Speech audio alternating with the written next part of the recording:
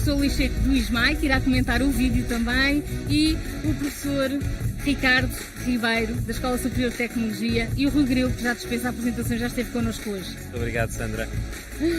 Então, Qualquer vosso. vamos começar. Para fazer a vossa apresentação? Muito bem. Vamos então ver como é que é uma sala de operações do presente, mas já a pensar no futuro. Muito bem. Então, vou-me sentar para vos ouvir melhor e vamos ver então a vossa...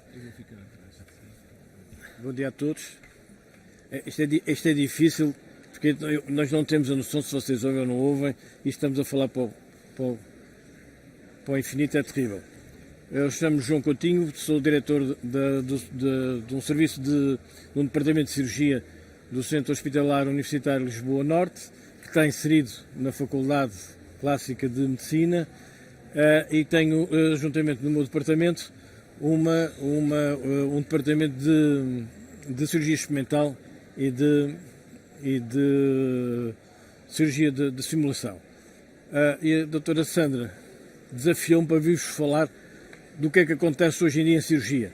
O cirurgião deixou de ser o técnico que faz uma incisão de cima a baixo e passa a ser um técnico de pequenas incisões e que aproveita a parte digital para fazer menos incisões ou quase nenhumas incisões.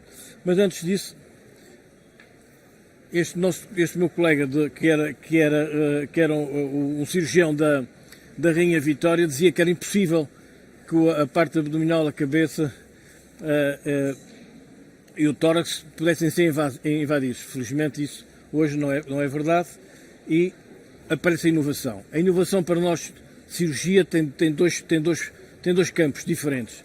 Para nós, em linhas gerais, a inovação é realmente o ato de introduzir qualquer coisa nova ou qualquer ideia ou qualquer método novo.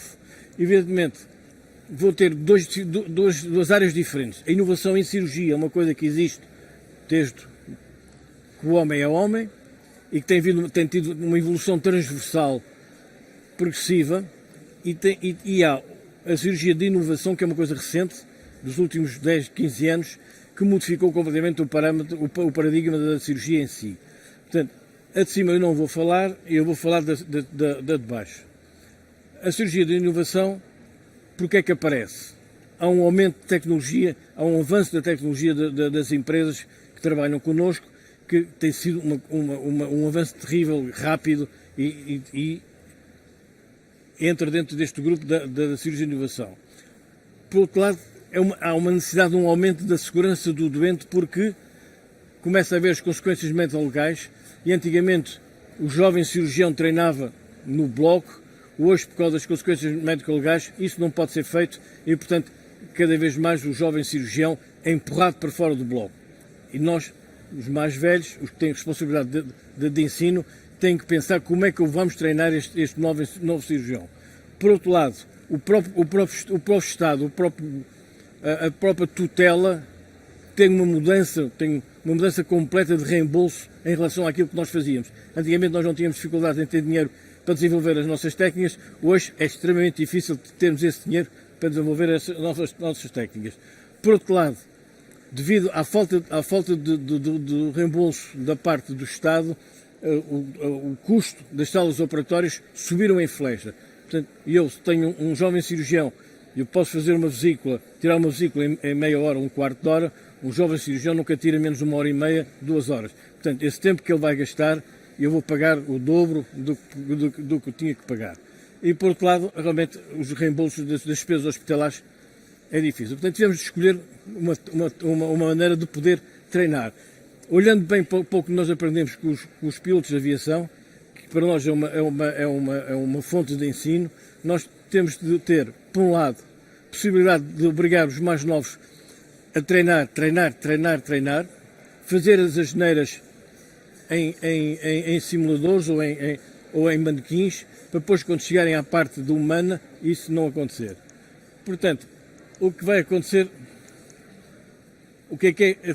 onde se baseia a nossa Surgical Innovation? Uma é na ideia, outra é no desenvolvimento dessa ideia, a outra é na exploração dessa ideia, a outra é a avaliação dessa ideia e, por fim, é o acompanhamento dessa ideia que leva à melhoria da pesquisa em cirurgia.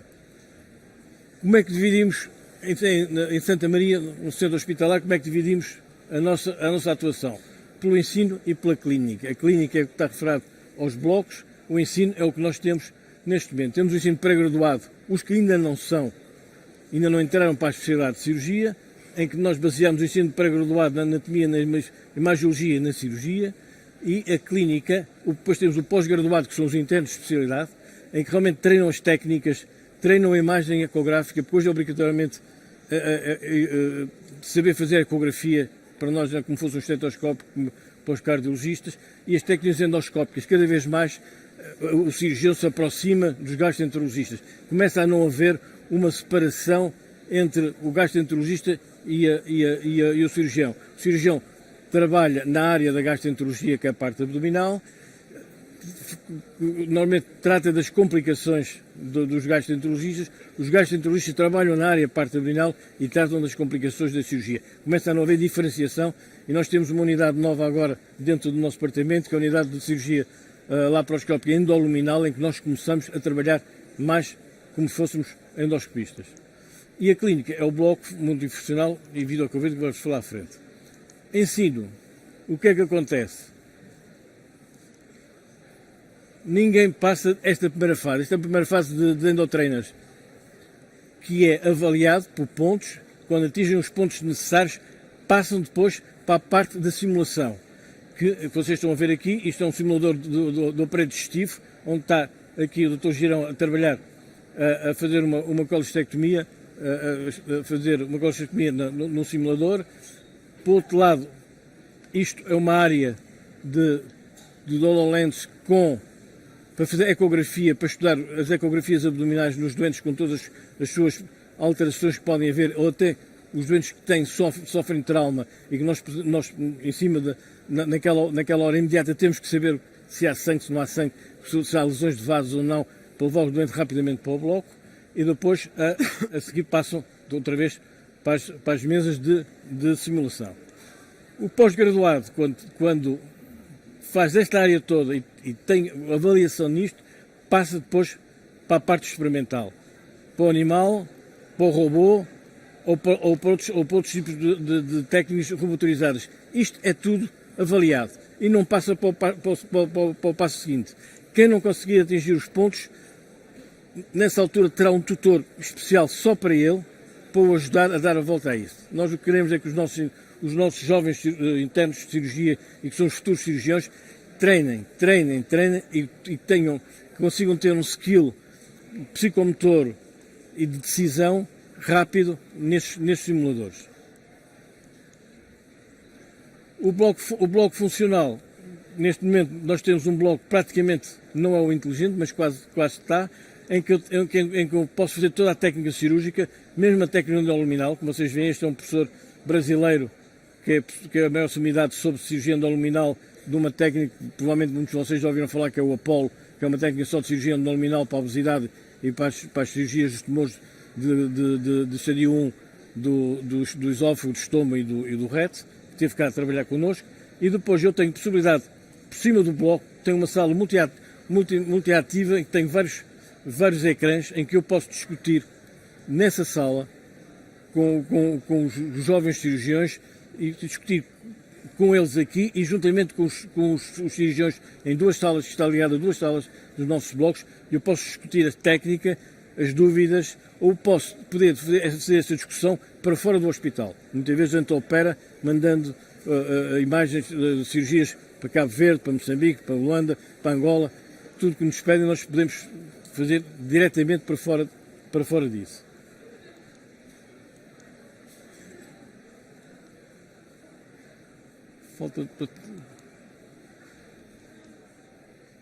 Não ficou. Falta aqui uma parte do slide. Em 2019 nós fizemos pós-graduados, fizemos 215 cursos, 200 cursos de formação. Passou para a nossa unidade de cirurgia endoluminal, de cirurgia experimental e de simulação, passaram 2.259 formandos e fizemos 1.094 horas de formação. Agora, como é que vai ser o ensino futuro? O meu braço direito em relação a isso e responsável dentro do departamento para isso é o Dr. José Girão, que é o que está neste momento a tratar destes assuntos. Muitas destas coisas nós já temos a funcionar em Santa Maria, no Centro Hospitalar de Lisboa Norte, em Santa Maria. Outras está quase a chegarem. Há outras que são um bocadinho mais difíceis, porque enfim, às vezes não é fácil arranjar subsídios para essas coisas. Portanto, eu vou dar a palavra ao João para vos falar disto. Zé, desculpa. Muito obrigado, bom dia a todos. Felizmente o futuro, em alguns casos, já é o presente.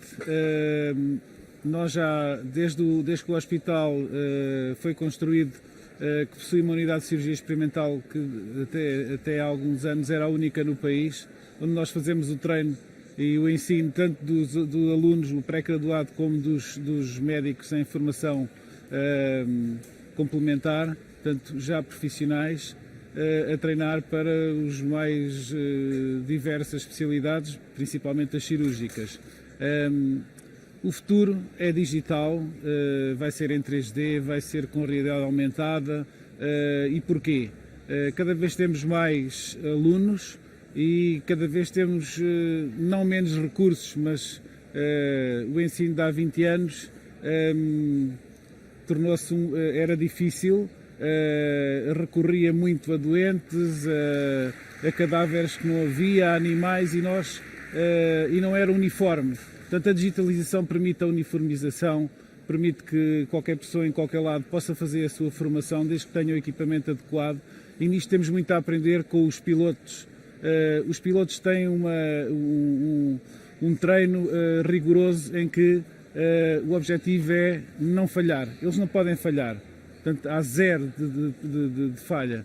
E nós temos que treinar da mesma forma. O ano passado, um comandante da TAP teve a fazer uma conferência sobre segurança no nosso hospital e, de facto, nós temos muito a aprender e só temos que utilizar os meios à nossa disposição com estes instrumentos que hoje já são do presente e que vão continuar no futuro para treinar os nossos alunos e os nossos profissionais de forma a que eles tenham um ambiente controlado, com visão tridimensional, consigam estudar a anatomia, porque não é fácil, como se tivessem um doente, consigam visualizar os órgãos, consigam aprender a ver exames complementares como as TACs, treinar ecografias como está ali.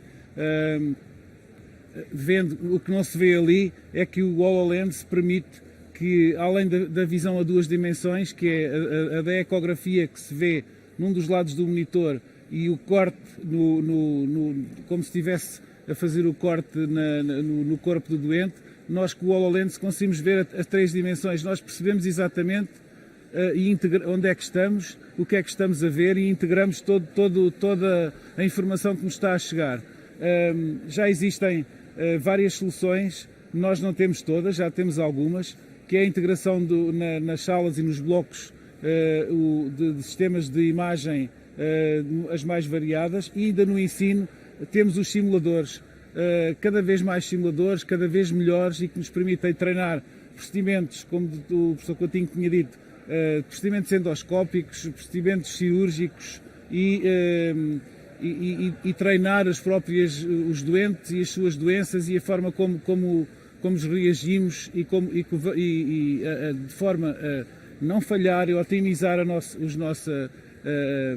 nossa atuação. E quando estamos de facto perante um doente, nós vamos fazer tudo certinho, porque já treinámos se fosse 1000 vezes e não vamos falhar, porque nós também não podemos falhar. Então, estes recursos permitem-nos fazer treino cirúrgico virtual. Este é um ortopedista, portanto está a treinar por cirurgia aberta com realidade virtual. Aqui nós estamos a treinar procedimentos por via laparoscópica com simulador. Eu posso treinar 1000 vezes a tirar uma vesícula, a fazer uma colestectomia e quando for para o endotrainer, que é uma caixinha onde eu posso ter o órgão impresso em 3D, eu posso ter mesmo um órgão de um fígado de porco com uma vesícula, foi assim que eu comecei a treinar. Ou eventualmente depois quando vamos para os animais, para os porcos, já sabemos fazer tudo, já treinámos gestos, já otimizamos os nossos gestos e sabemos fazer os procedimentos, porque treinámos.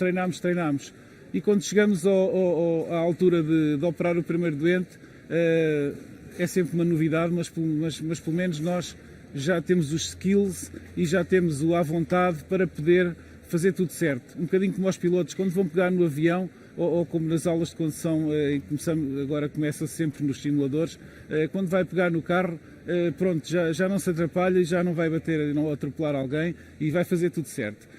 Uma coisa muito importante também no nosso dia-a-dia é a integração da imagem com a anatomia. O que é que isto permite? Não só para o ensino, mas também depois com a prática clínica. É que permite-nos ver exatamente o local onde vamos querer atuar, seja cirurgicamente, seja endoscopicamente ou por via percutânea, o que quer que seja. Nós sabemos onde é que está o órgão-alvo, sabemos como é que lá vamos chegar e isso permite-nos fazer uma cirurgia minimamente invasiva com o mínimo de trauma possível para o doente e com o mínimo de erro possível, ou direi mesmo desprezível. Então, na prática clínica, o que é que vai ser o futuro? O futuro é a integração da imagem em tridimensional com o doente. Nós conseguimos pôr um ataque 3D no sítio onde está o doente, com pontos de referência. O que é que nos permite? Os HoloLens, com esta tecnologia, transformam-nos um bocadinho no super-homem. Nós olhamos para o corpo e vemos lá para dentro. É fantástico, porque pelo menos já dirige os nossos procedimentos e já nos vai ajudar a ir ao órgão-alvo como eu disse antes, com o mínimo de trauma possível para o doente. Também nos permite a integração da imagem com a anatomia, como veem ali, evitar os erros e dar-nos toda a informação que precisamos para, de facto, não errar. Para terminar, os blocos inteligentes é uma coisa que se fala muito, mas o bloco inteligente de há uns anos eram apenas os equipamentos ligados a uns monitores e com um sistema de videoconferência. Agora o bloco inteligente é de facto inteligente. Com o HoloLens nós conseguimos chegar a um bloco que não tenha muitos equipamentos, mas esteja conectado e conseguimos levar a inteligência e a tecnologia que precisamos até ao bloco e ter tudo aquilo que precisamos para visualizar imagem no doente, como veem aqui, estar a fazer o procedimento e não estar a olhar para trás para o monitor que está na parede, estar a olhar para o doente e estar a ver o que estamos a fazer, porque os HoloLens permitem-nos ver e ver a 3 dimensões. Só para terminar, esta tecnologia também nos permite juntar à visão real algumas coisas que não se veem com a luz visível, como integrar corantes que reagem aos infravermelhos e que nos permitem ver os tumores quando não são visíveis a olho nu, ou a vascularização, onde é que estão os vasos, onde é que estão os tumores e permite chegar até eles com o mínimo também de erro. E pronto, era tudo o que tínhamos para vos dizer. Muito obrigado. Muito obrigado, Dr. Jorge João. Muito obrigado. Faça favor. Obrigado a si e ao Dr. João Coutinho, do Hospital de Santa Maria, por virem partilhar connosco esta forma de utilizar a tecnologia para salvar mais vidas e para dar mais segurança aos profissionais de saúde que têm a tarefa extraordinária e extraordinariamente importante de intervir num corpo humano.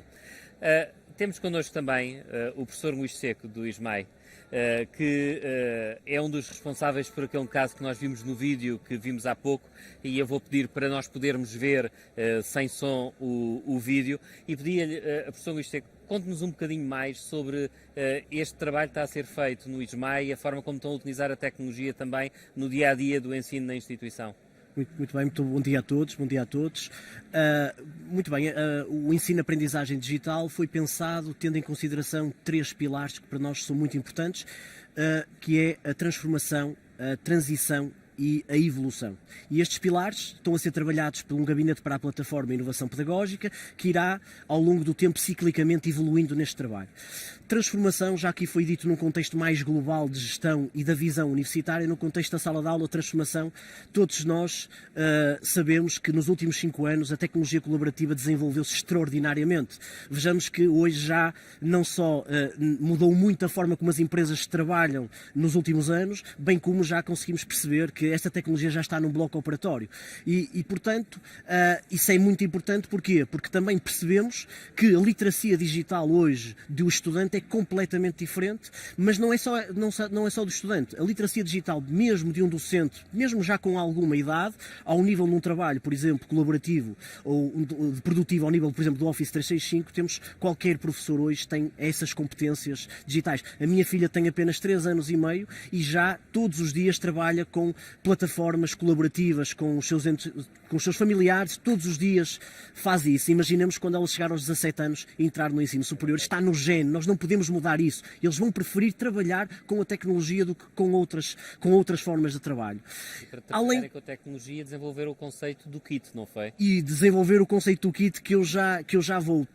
Creio que é importante também ir de encontro àquilo que o Daniel Traça disse há pouco, que é a questão da mobilidade. Não só porque os transportes estão muito mais baratos, mas hoje um estudante não pode ficar preso no seu campus universitário. Hoje a velocidade, ainda ontem estava a assistir a uma sessão do Building the Future espetacular sobre o Microsoft Azure e percebi que só num mês foram criadas 1000 novas funcionalidades. Isto é uma velocidade estrondosa e, portanto, nós não podemos pegar no estudante e ele ficar preso numa sala de aula. O estudante que se dedica a 100% de uma sala de aula, ele precisa de participar num hackathon em Londres, precisa de vir a este evento, estar num Web Summit e ao mesmo tempo poder participar numa aula. Isso não ser um entrave, porque ele precisa desenvolver outras competências que para as empresas são muito importantes. Depois temos também o estudante trabalhador-estudante. Nós temos vários alunos no ISMAI em que são as próprias empresas que estão a investir na formação do estudante, mas também querem que a universidade se adapte a essa nova realidade. E essa nova realidade faz com que muitas vezes um estudante não possa chegar exatamente à hora da aula, que tenha que passar uma semana num determinado ponto geográfico para ou dar assistência a um cliente ou fazer desenvolver determinada atividade muito importante para essa empresa e ele não deixa de poder participar numa aula e poder acompanhar os conteúdos. E esse também é um compromisso. Temos também muito rapidamente o estudante internacional. O estudante internacional, nós temos muitos alunos dos países latino-americanos e de África, também europeus, mas esses estudantes vêm para cá e necessitam de conhecer, necessitam também de voltar às suas famílias e passar algum tempo, mas eles precisam de conhecer, de explorar, e eles têm essa necessidade de se ausentar. E acho que isto é um papel muito importante. Portanto, a transformação digital é muito importante nessa perspectiva. Mas nós não podemos ver, e agora olhando aqui para a plateia, temos os vários stakeholders, nós não podemos esquecer, não é chegar a um professor e passar-lhe um computador e dizer agora vais usar a tecnologia. Não.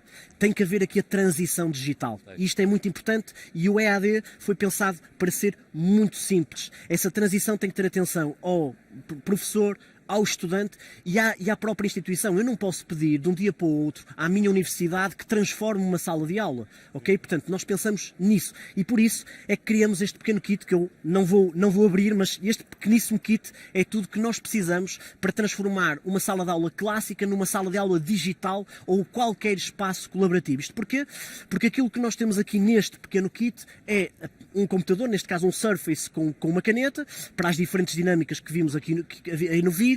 Temos também um webcam que tem um microfone poderoso, temos uma coluna sem fios e ainda temos uma ligação router para criar aqui uma duplicação de conectividade, ou seja, para estarmos sempre ligados e o professor não precisa de mais nada, ele apenas ligar, ele apenas dirige-se a um determinado sítio que até vai ter agora reconhecimento automático, ele vai abrir a porta, tira o seu kit e vai para a sala de aula, monta este equipamento e está completamente preparado para dar uma sala sem nenhuma transformação, sem pedir à instituição para alterar uma sala de aula e sem ser necessária uma grande formação nesse sentido. E acho que isto, não posso deixar de dizer, que quando o nosso gabinete esteve a investigar sobre tecnologias que pudessem ser operativas num contexto pedagógico numa sala de aula, percebemos que no processo de transição era muito importante transmitir alguma confiança e segurança aos professores e aos alunos. E eu creio que aqui a parceria com a Microsoft foi muito importante, porque justamente essas ferramentas, que a maior parte das ferramentas que usamos são do Office Office já 365, portanto o Microsoft Teams para todo o trabalho colaborativo, o Microsoft Whiteboard, como vimos ali no vídeo, para dinâmicas pedagógicas em que é necessário usar mais o quadro. Por exemplo, a minha colega que apareceu, a Marta Vasques, que apareceu aqui no vídeo, é professora de matemática e de estatística, necessita muito da utilização do quadro, e eu dou mais aulas na área do desenvolvimento e programação, necessito do trabalho colaborativo com o estudante, de aceder ao computador dele, de verificar se o código dele está correto, dele poder interagir comigo, e portanto todas essas dinâmicas pedagógicas foram pensadas e a tecnologia adaptou-se a essas circunstâncias, e muito facilmente. Tanto é que hoje, Rui, já tivemos um ano inteiro em que a licenciatura de Informática no ISMAI já usou a 100%, para já no regime pós-laboral, toda a tecnologia EAD, e este ano já aumentamos isso a mais 4 ciclos de estudo de mestrados e doutoramentos que já estamos a usar em pleno, e está a funcionar tudo muito bem. Até o momento estamos estamos até esperançosos agora que possamos evoluir nessa perspectiva. Em aplicações mais avançadas ainda, mesmo fora da sala de aula, Sim, no âmbito da educação física. Exatamente. Nós, neste momento, a nossa equipa de investigação do Gabinete para a Plataforma e Inovação Pedagógica, aquilo que está é já com os professores. O ISMAI tem uma grande componente também na área do desporto, por exemplo, em aulas como ginástica e outras atividades, estamos já a investigar formas, já estamos a fazer alguns testes sobre formas como a tecnologia se pode adaptar nesse contexto, não é? Porque fazer exercício, uma coisa é estar numa sala de aula, não é, Rui? Outra coisa é estarmos a exemplificar ou a treinar algum tipo de exercício físico. E a verdade é que os resultados estão a ser extraordinários. Eu ainda não queria divulgar muito, porque ainda estamos em fase de testes, mas são muito promotores. Muito bem, estaremos cá com certeza. Obrigado. E temos também o professor Ricardo Ribeiro, da Escola Superior de Tecnologias da Saúde de Lisboa, que nos dá o prazer de estar aqui connosco hoje também. Ricardo, a utilização da tecnologia pode ser usada realidade aumentada, dar-nos acesso aos conteúdos em simultâneo, mas em sítios distantes, mas também nos permite aceder a conteúdos de forma diferente, coisas que já estão gravadas, e para aproveitarmos melhor o tempo na aula para discutir, em vez de estarmos só a ouvir exposições. Eu penso que é muito nessa área que tem desenvolvido um projeto inovador na Escola Superior de Tecnologia e Saúde, não é? Vou só tirar. Correto. Rui, antes de mais só quero fazer uma experiência. Estou-me a ouvir? Só para, isto é fenomenal.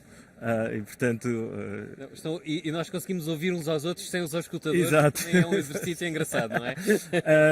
Sobre o projeto, antes de mais agradecer o apoio de facto que a Microsoft nos tem dado, e só para contextualizar, nós estamos em Portugal e portanto há sempre muitos problemas em Portugal para resolver, e nós sofremos na Escola Superior de Tecnologia da Saúde há cerca de 5 anos, 6, uma revolução do plano de estudos, ou seja, fundimos alguns cursos e alterámos a forma como tínhamos as licenciaturas planeadas, o que levou a um aumento de 30 para 60, 70 alunos por sala de aula.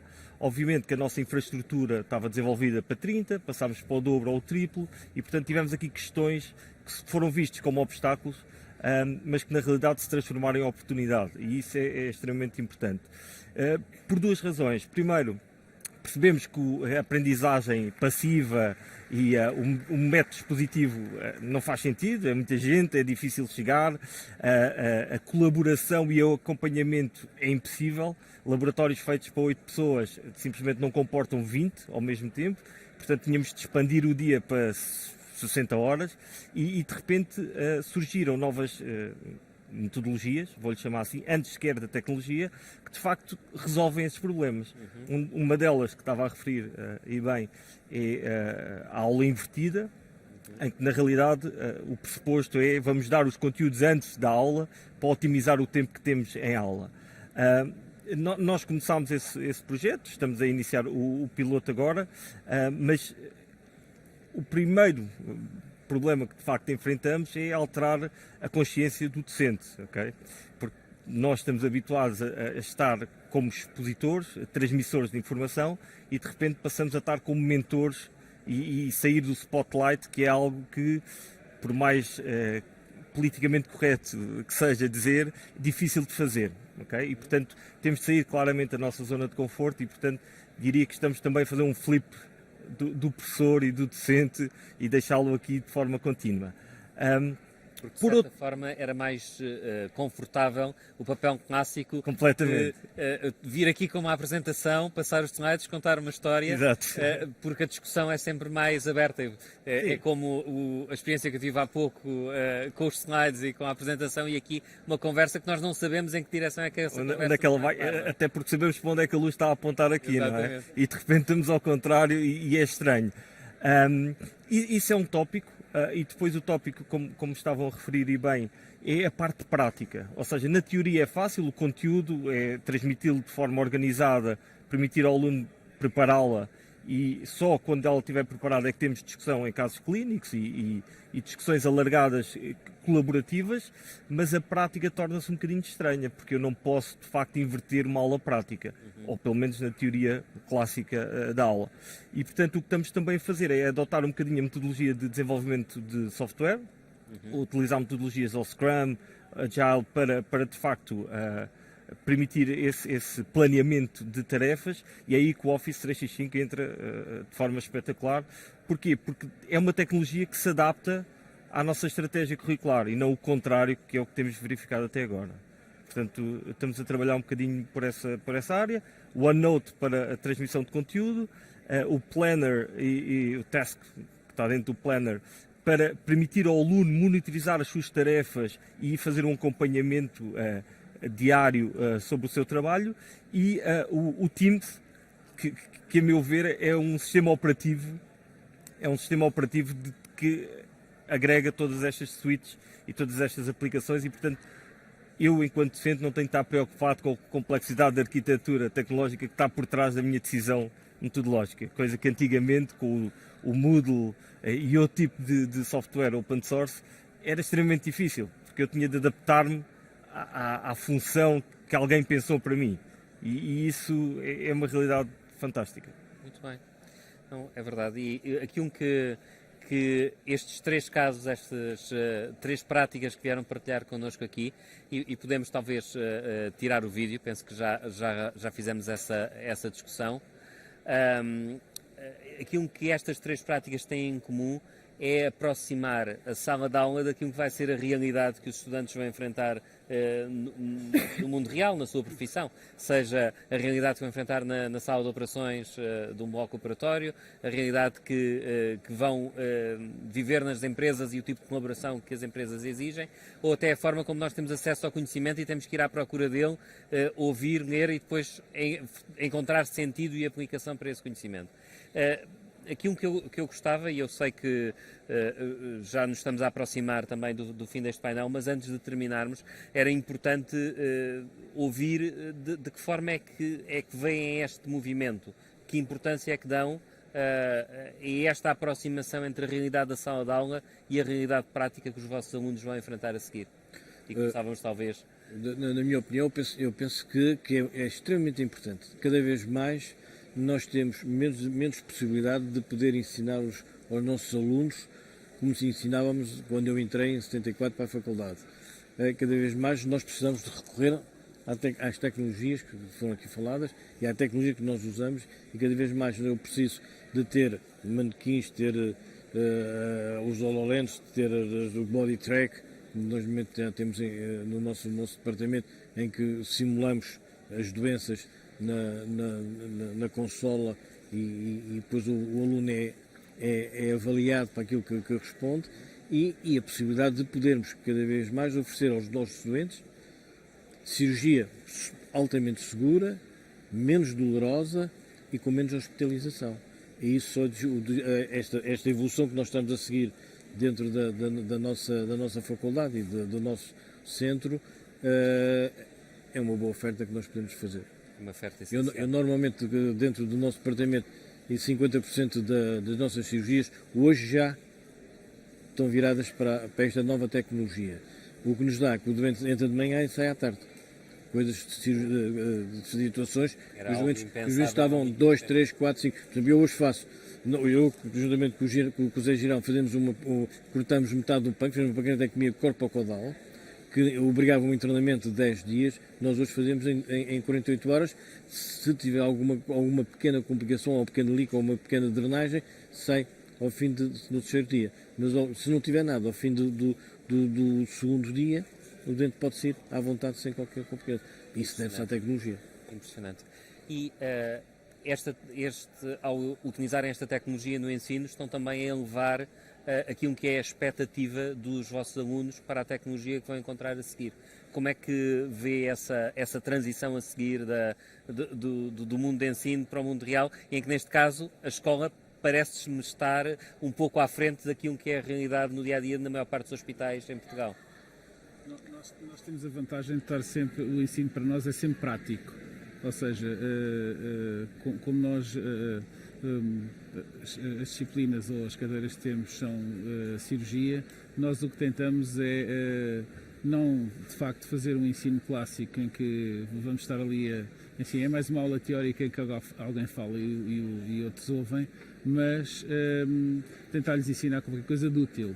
E na nossa perspectiva tentamos ao máximo, porque nós fazemos edição de vídeo, filmamos as cirurgias, tentamos mostrar-lhes, inclusive levamos os alunos, que não era suposto no ensino normal, levamos-nos para a cirurgia experimental, vamos ensiná-los a suturar, a mexer, a meter a mão na massa, como se costuma dizer, até porque e para o futuro deles é importante que aprendam não só, e as faculdades cada vez mais têm essa preocupação, não só fornecer-lhes informação, mas obrigá-los ou estimulá-los a terem skills. Eles têm que saber fazer determinadas coisas. Para o futuro deles é importante. E nós, pelo menos na nossa área, tentamos que eles, mesmo no ensino pré-graduado, já aprendam alguns procedimentos que vão ser úteis para o resto da vida. No ensino pós-graduado é outro mundo. É outro mundo, ainda mais avançado. Sim. E se nós olharmos nesse mundo de quem já está na vida ativa, estas ferramentas, por exemplo, que o ISMAI coloca no dia-a-dia do ensino, são ferramentas que fazem parte do meu dia-a-dia enquanto profissional. Portanto, imagino que essa transição facilita e também aumenta a exigência nas empresas onde os graduados do ISMAI vão estar, não é? Exatamente, Rui. O ISMAI o Instituto Universitário da Maia trabalha com grande proximidade com as empresas e percebe que estas empresas já utilizam muito este trabalho colaborativo e, portanto, quando nós colocamos na aula ferramentas muito parecidas de colaboração, já estamos a estimular que essa transição vai ser quase imediata. Mas mais do que isso, ao permitirmos que o estudante possa se ausentar temporariamente da própria sala de aula para participar em hackathons ou desafios lançados pelas próprias empresas, estamos a contribuir para que ele desenvolva não só competências técnicas, mas também as suas soft skills e comece a ser desafiado, e essa transição para a empresa que começa a ser cada vez muito mais natural. Ele chega muito mais bem preparado ao mercado de trabalho. E é esse o objetivo final da utilização. Não é fazer a mesma essa. coisa da mesma forma, mas fazê-la melhor, de forma a preparar melhor os nossos graduados. E no Instituto Superior de Tecnologia da Saúde, agora com estas palmas que quem não tem os escutadores torna mais difícil ouvir, como é que o Ricardo vê a mudança dos primeiros alunos que já passaram por estas novas ferramentas pedagógicas, por estas novas experiências de sala de aula invertida? Qual é a resposta, o feedback que tem da parte deles quando eles entram no mercado de trabalho e quando começam a sua carreira? Na realidade, eles ainda estão a experimentar, ou seja, estes ainda não saíram. Ainda estamos no passo. Ainda não saíram para a rua. Mas mais uma questão para o Building the Future 2021. Correto. Pronto, obrigado pelo convite. Não, o que fizemos foi também inverter este processo, ou seja, nós trouxemos os departamentos, os hospitais, para dentro da escola e dos laboratórios. Portanto, a ideia das tarefas é de facto alocada àquilo que na vida real eles vão encontrar. E com uma facilidade também enorme, que é toda a gente viveu com o Word já nas mãos. Portanto, é natural a evolução para o Office 365 enquanto plataforma de ensino na sua plenitude. E portanto diria que a transição vai ser bastante suave, porque tecnologicamente é sound, é normal para eles, e aquilo que vão de facto descobrir é que mais do que fazer um muro é ensiná-los a fazer um tijolo.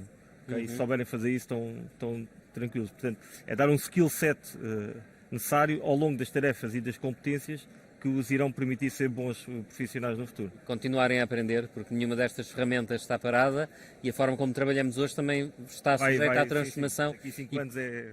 Precisamente, e é importante que eles dominem as ferramentas hoje para que estejam em boa posição de gradualmente irem aprendendo as novas funcionalidades e as novas ferramentas que nós podemos imaginar, mas não temos a certeza de quais serão no futuro próximo. Deixem-me agradecer-vos a todos, aos 4, por esta discussão extremamente interessante. É impressionante ver como em 3 instituições que atuam cada uma na sua área específica, estes pontos comuns e a forma como a tecnologia vos está a permitir fazer coisas que sem elas não eram possíveis. Eu posso só acrescentar uma coisa? Claro. Eu entrei em 74 e saí de Portugal para a Inglaterra, depois fui para a França, e quando voltei, um dos meus mestres portugueses, que era um homem visionário e que em 80 pensava já nisto, ele já falava nisto, e ele muitas vezes dizia-me, quando a gente encontrava uma situação que era inoperável, não sei, e ele dizia: mas João, nós temos que ver para além da realidade. E eu dizia: professor, não pode ser, para além da realidade é ficção científica. Eu neste momento estou na ficção científica. É verdade. E muito obrigado, é isso mesmo, essa é a melhor forma de nós fecharmos este painel. Muito obrigado a todos. E penso que, Sandra, com o final deste painel, terminamos também este primeiro bloco.